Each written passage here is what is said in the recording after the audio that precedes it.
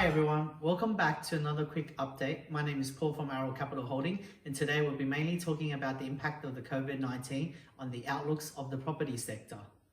On our last broadcast, we quickly covered on the general perspective of implications that the COVID-19 virus brought, the way it has affected our overall economy, its implication on our current daily lifestyle. Currently, there are roughly about 2.6 billion people under some sort of quarantine restrictions. This, of course, have affected the way we're able to work, as in Australia, more than half of the working force have resorted to working from home. Australia, fortunately, is slowly recovering. It is slowly easing off its restriction.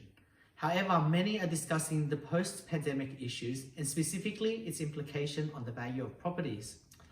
Due to the uncertainty of the virus's brought, the people are obviously holding onto the safest form of assets, such as cash and gold or anything that's liquid.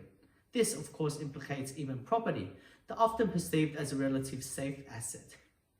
Recently, over 50% of those surveyed by Colliers believe that distance working and home working will be a permanent change in the workforce, which means that commercial and retail spaces will be heavily affected. Many workforce operations have or may have already reinvented itself to adopt remote working, and that these new emerging trends may become part of the new norm.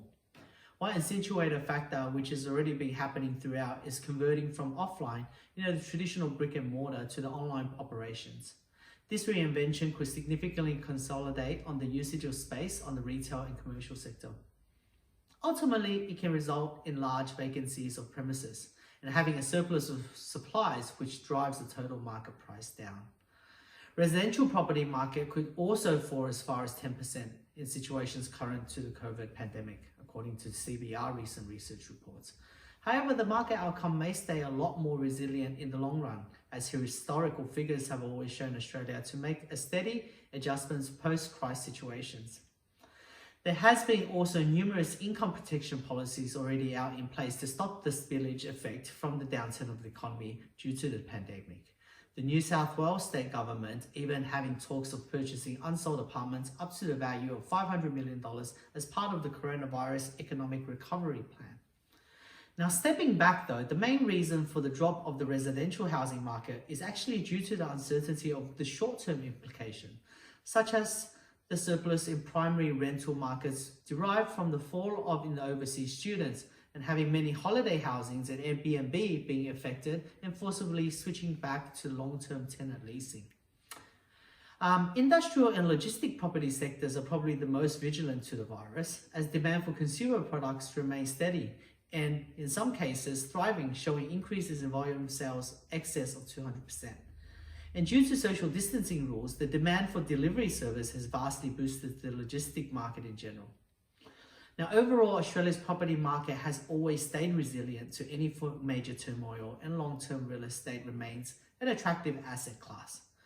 Although investment into real estate has fluctuated over the years through various downturns, the overall trend has been for higher allocation to real estate than anything else, and we can see no reason for this trend to reverse. Real estate continues to offer good risk-adjusted returns that are less correlated when compared to other asset classes such as stocks. Now, the COVID-19 will no doubt reshape the society as the society implements the new norms to take preventative actions from similar situations recurring, changing the way we work and living in the near future. The overall, through the recovery, new trends will emerge and will eventually require operation and working space usages. It might not be the way we know it as of now, but as long as the population remains the same, the world does not decline this necessity, and the necessity for property will continue. Thanks very much. We'll see you in the next episode.